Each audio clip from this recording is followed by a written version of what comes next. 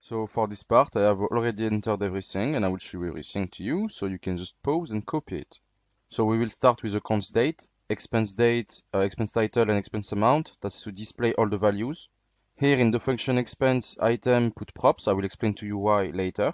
There will be now a small change in app.js. As you can see, I've added some things already. We'll start by adding const expense. It will be for expenses and to indicate what we are going to spend on toilet paper, the new TV, car insurance, and the PC.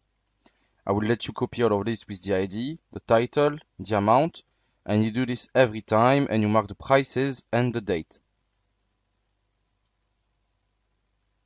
Then normally here there should be only expense item. What you're going to do is make an expense item with the title, the amount, and the date as always, and you mark 0. 0 is for the first item, and for the second item it will be 2, and 3 and 4 for the third and fourth item. And here is normally what will display expenses amount. And there you put props.titles.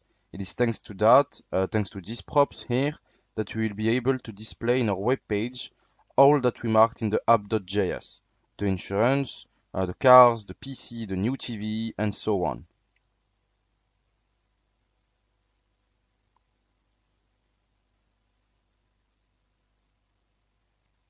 And then you can see for yourself what is displayed. There is toilet paper, new TV, car insurance, and PC.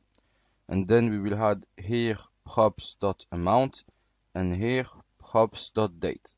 There, if we take a look, we have the prices that have changed and the dates that have changed as well. See you in the next class.